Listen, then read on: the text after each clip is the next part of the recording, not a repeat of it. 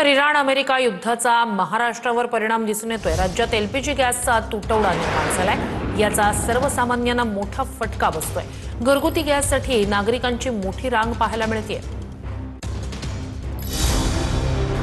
अहिल्यानगरच्या राहाता तालुक्यातील साकुरीत पोलिसांच्या बंदोबस्तात सिलेंडरचं वाटप करण्यात येत आहे। रांगेतून पुढे जाण्यावरून ग्राहकांमध्ये वादविवाद झाला।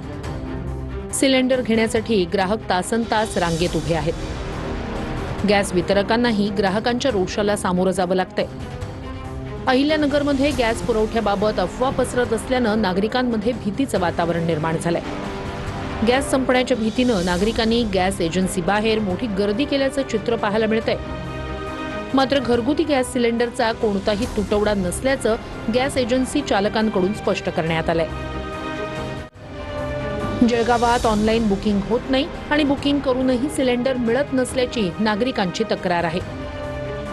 महिन्याभरापूर्वी बुकिंग केलेलं सिलेंडरही मिळत नसल्याचा आरोप नागरिकांनी केलाय। त्यामुळे गॅस एजन्सी बाहेर लोकांनी मोठी गर्दी केली आहे।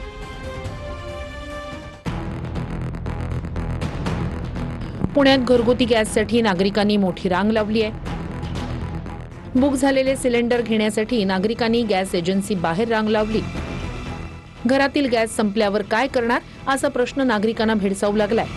मला इथं खूपच प्रॉब्लेम व्हायला लागला। मी त्यांचा नवीन नंबर दिला, त्यांनी त्या नंबरवर फोन करतोय तर ते व्यस्त आहे।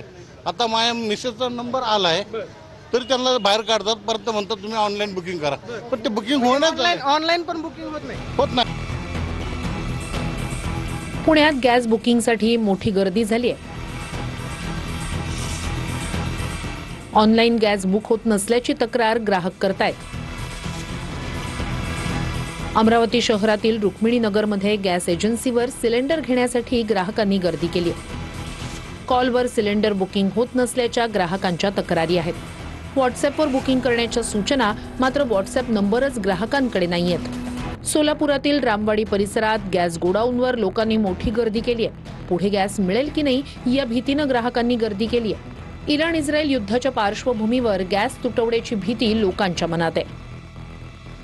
मी 8 दिवसापूर्वी बुकिंग केलेलं आहे, तरी पण टाकी आम्हाला इथं स्वतः नंबरला घेऊन यायला लागली आणि इथं आल्यावर आता सांगतात की ज्यांचे नंबर लागलेले नाहीत त्यांनी नंबर लावा। साईट बंद आहे आणि ऑनलाईन पण बंद आहे, त्यामुळे भरपूर अडचणी येत आहेत नंबर लावायला। छत्रपती संभाजीनगरमध्ये घरगुती गॅससाठी एजन्सीवर मोठी गर्दी पाहायला मिळते। सिडको बस स्टँड परिसर असलेल्या गॅस सिलेंडर ॲप्लिकेशनवर बुकिंग होत नसल्याची नागरिकांची तक्रार आहे। गॅस एजन्सीवर ऑनलाईन गॅस बुकिंग करण्यासाठी नागरिकांची झुंबड उडाली आहे।